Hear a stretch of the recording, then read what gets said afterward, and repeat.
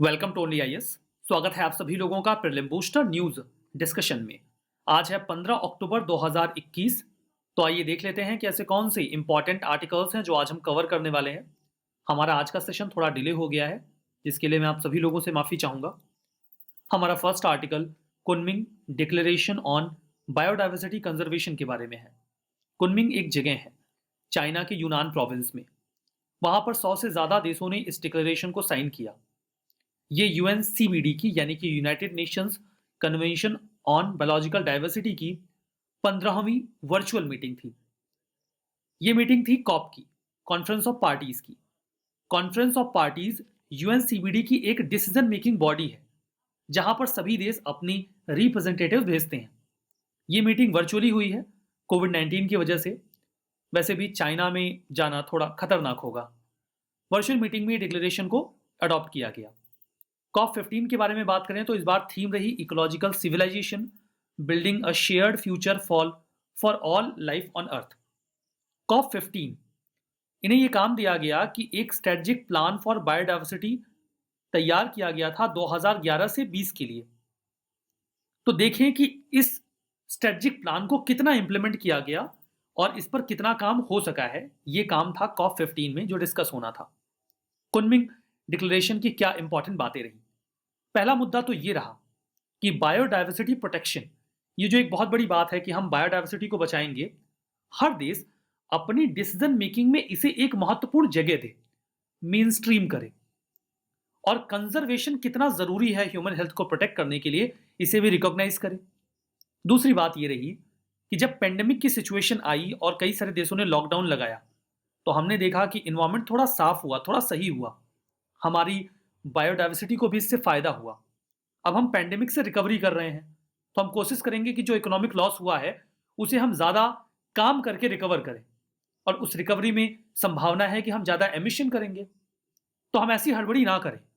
हम जब भी पोस्ट पेंडेमिक रिकवरी के प्लान्स बनाएं तो इस बात का ध्यान रखें कि हमें अपनी बायोडाइवर्सिटी को भी बचाना है। जो भी रिसोर्सेस है उनका सस्टेनेबल यूज करना है और इंक्लूसिव डेवलपमेंट की ओर आगे बढ़ना है। ऐसा डेवलपमेंट नहीं कि सब कुछ हमने आज ही खत्म कर दिया। डिक्लेरेशन ये एक्सपेक्ट करता है, उम्मीद करता है सिग्नेटरी नेशन से कि उनके जो भी बायोडाइवर्सिटी प्लान्स हैं, वो यूएन डिकेड प्रोग्राम में जो भी बातें की गई हैं, जैसे कि सस्टेनेबल डेवलपमेंट या इकोसिस्टम रिस्टोरेशन, हम उसे संज्ञान में लेकर ही अपने प्लान बनाएंगे। इसमें 30 by 30 टारगेट की भी बात की गई। कॉप 15 में ये एक इंपॉर्टेंट मुद्दा रहा जिस पर बातचीत हुई। इसमें यह बात की गई कि हम धरती के 30% लैंड और ओशन को प्रोटेक्टेड स्टेटस दे दें 2030 तक, और उन्हें प्रोटेक्ट करने की बात करें। जो भी एरिया वल्नरेबल है उसकी बात चल रही है, तो अच्छी बात है, इस पर बात हो रही है, दैट्स बेटर।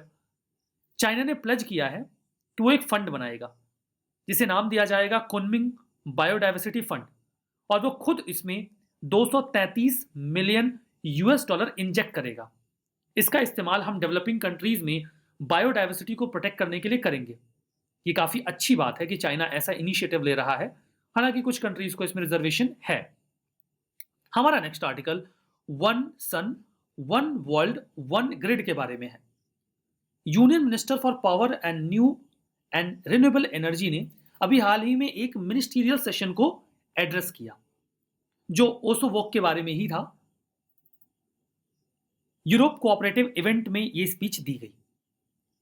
ये तो कॉन्टेक्स्ट है, ये पूरा मामला क्या है। हम सभी लोगों को पता है कि सन एनर्जी का एक ऐसा सोर्स है जो कभी खत्म नहीं होगा, और अगर हम सोलर एनर्जी का इस्तेमाल करें तो इससे काफी समस्याओं का निदान हो सकता है।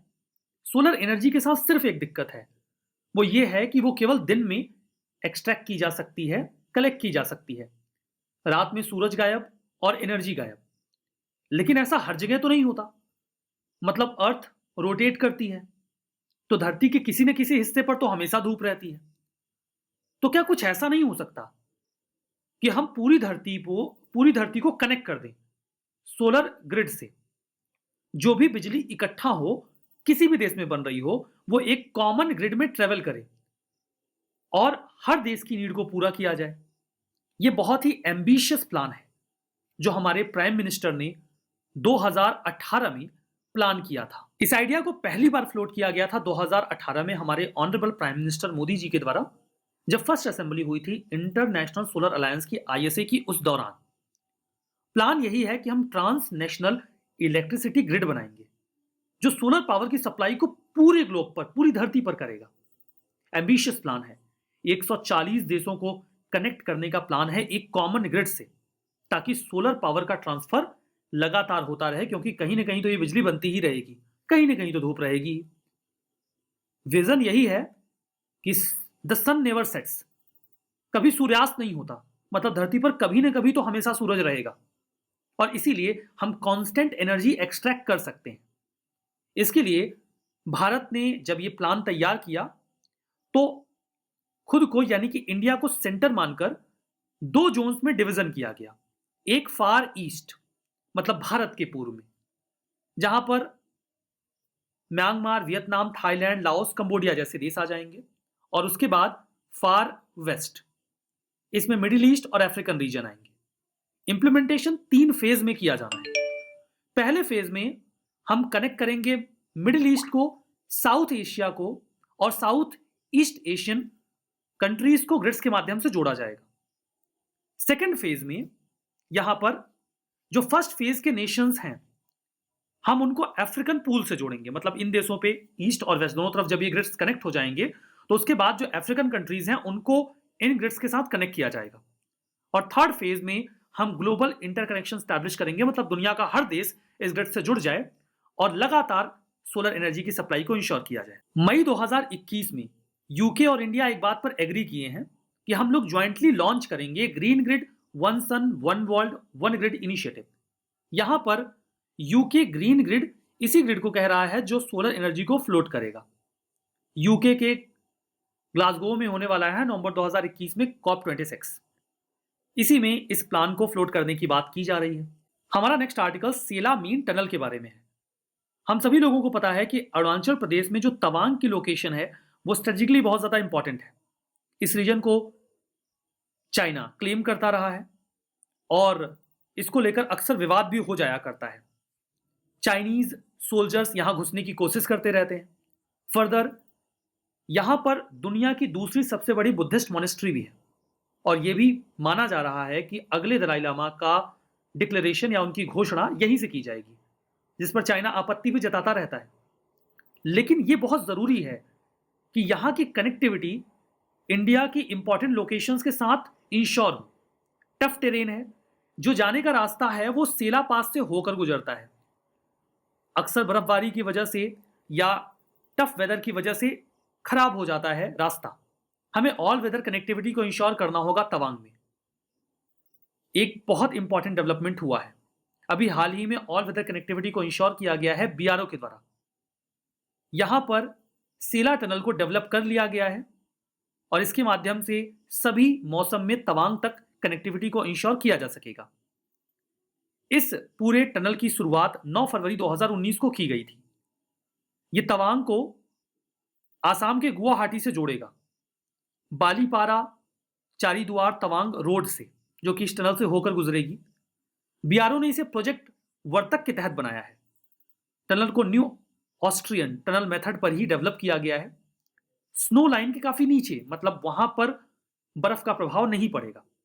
इससे डिस्टेंस कम होगी, ट्रेवल टाइम घटेगा, हम स्पीडली वहां पहुंच पाएंगे और नेशनल सिक्योरिटी के लिए भी काफी फायदेमंद है। हमारा next article CRISP M tool के बारे में है। क्रिस्प एम का फुल फॉर्म पहले समझिए आप, climate resilience information system and planning. अब यहां पर इंडिया ने अभी इसको हाल ही में लॉन्च किया, गवर्नमेंट ऑफ इंडिया ने। इसके पहले कि हम इस आर्टिकल को समझे, मैं आपको क्लाइमेट रिजिलियंस का मतलब बता देता हूं, तभी आप आर्टिकल समझ पाएंगे। क्लाइमेट रिजिलियंस वो क्षमता है, वो एबिलिटी है जिसके माध्यम से हम क्लाइमेट में होने वाले डिस्टर्बेंस को या बदलाव को या निगेटिव इफेक्ट को बियर करने की क्षमता डेवलप कर लेते हैं। जैसे क्लाइमेट चेंज हो रहा है, एक्सट्रीम वेदर इवेंट्स होते हैं, सूखा पड़ जाता है, बहुत ज्यादा बारिश हो जाती है, लैंडस्लाइड्स होती हैं, हम इन्हें कैसे टैकल करें। अगर हम इन्हें टैकल कर पा रहे हैं तो हमारी क्लाइमेट रेजिलियंस अच्छी है, नहीं कर पा रहे हैं तो खराब है। तो ये तो मतलब हुआ क्लाइमेट रेजिलियंस का। क्रिस्प एम एक वेब या मोबाइल फोन बेस्ड जीआईएस यानी कि ज्योग्राफिक इंफॉर्मेशन सिस्टम है। इसके जरिए क्लाइमेट स्मार्ट डिसीजंस की जानकारी दी जाएगी कम्युनिटीज को। मनरेगा का यह प्रोग्राम होगा, महात्मा गांधी नरेगा, जिसे हम मनरेगा भी कहते हैं। तो मनरेगा में जो भी प्रोजेक्ट्स डेवलप किए जाएं, उन्हें इस प्रकार से डेवलप किया जाए कि वो हमारी क्लाइमेट रेजिलियंस को बेहतर करे और हम क्लाइमेट इंफॉर्मेशन अच्छे से अवेल कर सकें, और मनरेगा के प्रोजेक्ट्स में हम क्लाइमेट इंफॉर्मेशन को इंटीग्रेट करके प्रोजेक्ट डेवलप करें। अब पता कैसे चलेगा? तो यही जो प्लेटफॉर्म है, यही जानकारी देगा कि कैसे प्रोजेक्ट हो जो क्लाइमेट रेजिलियंस बेहतर करें। 7 राज्यों में अभी हाल ही में इसे जो foreign Commonwealth and development office है गवर्नमेंट ऑफ यूके का, और ministry of rural development government of India एक साथ मिलकर इसे लॉन्च कर रहे हैं। वो 7 राज्य हैं: बिहार, झारखंड, उत्तर प्रदेश, मध्य प्रदेश, छत्तीसगढ़, उड़ीसा और Rajasthan. GIS, geographic information system, जो भी ज्योग्राफिकल लोकेशन है उनकी टैगिंग कर दी जाती है, मतलब जो इंफॉर्मेशन है अर्थ के सरफेस पर, उसकी पोजीशन को हम अच्छे से स्टोर कर लेते हैं। इसके जरिए हम स्ट्रीट्स, बिल्डिंग, वेजिटेशन को आसानी से आइडेंटिफाई कर सकते हैं। जैसे एक तालाब खोदा गया तो हम उसकी जीआईएस टैगिंग कर देंगे, तो उसकी इंफॉर्मेशन हो जाएगी, कोई भी सर्च करके देख सकता है उस पोर्टल से कि अच्छा यहां पर ये तालाब जो है वो सिचुएटेड है। हमारा नेक्स्ट आर्टिकल करुप्पुर कलमकारी पेंटिंग और कल्लाकुरिची वुड कार्विंग के बारे में है। इन दोनों को ही अभी हाल ही में ज्योग्राफिकल इंडिकेशन दिया गया है, जीआई टैग, तो इंपॉर्टेंट है। सबसे पहले तो करुप्पुर कलमकारी पेंटिंग की बात करें तो इसे तमिलनाडु के कुरुप्पुर और आसपास के गांवों के इलाकों में प्रैक्टिस किया जाता है। इसके बारे में जो पहले की जानकारी है वो ये है कि 17वीं सेंचुरी में जो नायक रूलर्स हुआ करते थे, उन्होंने इस कलमकारी पेंटिंग को पैट्रोनेज दिया। नायक रूलर्स विजयनगर एम्पायर में बहुत ही महत्वपूर्ण पदों पर हुआ करते थे। विजयनगर एम्पायर टूटा तो इन्होंने डोमिनेंस अवेल कर लिया था। देखिए, ये है करुप्पुर कलमकारी पेंटिंग और ये है कल्लाकुरिची वुड कार्विंग। लकड़ी को कार्व करके इमेजेस या फिर मंदिर से रिलेटेड चीजें बनाई जाती हैं। इनफैक्ट जो पेंटिंग है वो प्योर कॉटन पे की जाती है। अभी हम बात कर रहे हैं कलमकारी इस पेंटिंग के बारे में। इसका इस्तेमाल टेम्पल में अम्ब्रेला कवर के लिए, सिलिंड्रिकल हैंगिंग के लिए, जो रथ होते हैं उन्हें कवर करने के लिए, कई बार छत की सीलिंग के नीचे भी ये कपड़े लगा दिए जाते हैं। कल्लाकुरिची वुड कार्विंग की बात करें तो ये तमिलनाडु डिस्ट्रिक्ट में मेनली प्रैक्टिस किया जाता है। इंडिजीनियस आर्ट है जो कि एंशिएंट टाइम से ही अलग अलग राजाओं के अंडर में डेवलप हुआ। इसमें वुड को कार्व करके टेम्पल से संबंधित चीजें बनाई जाती हैं, कई बार मूर्तियां वगैरह भी बनाई जाती हैं। तो ये दोनों बातें आपने समझी। कुछ स्टेटमेंट है आपको ट्रू एंड फॉल्स बताना है। कुनमिंग डिक्लेरेशन, ये गर्ल चिल्ड्रन के राइट्स की बात करता है। One sun one world one grid 140 देशों को कनेक्ट करेगा कॉमन ग्रिड के जरिए सोलर पावर को ट्रांसफर करने के लिए। कल्लाकुरिची वुड कार्विंग आंध्र प्रदेश और CRISP M tool gene editing के लिए है। बताइए कौन सा सही है कौन सा गलत। अपना जवाब कमेंट बॉक्स में मेंशन करिए। अब मैं आपको सही जवाब देने जा रहा हूं। पहला स्टेटमेंट गलत है, ये बायोडाइवर्सिटी से रिलेटेड है, ना कि गर्ल चाइल्ड के राइट से रिलेटेड। जो दूसरा स्टेटमेंट है वो तो करेक्ट है। तीसरा, कल्लाकुरिची अभी हम बात कर रहे थे, ये तमिलनाडु में है ना कि आंध्र प्रदेश में, तो ये भी गलत हो गया। और क्रिस्प एम टूल ये हमारी क्लाइमेट रेजिलियंस के लिए है, ना कि जीन एडिटिंग के लिए, तो ये भी गलत हो गया। सेशन की पीडीएफ आपको ओनली एस के टेलीग्राम चैनल पे मिल जाएगी। आज का ये सेशन यहीं पे समाप्त होता है। बहुत बहुत धन्यवाद।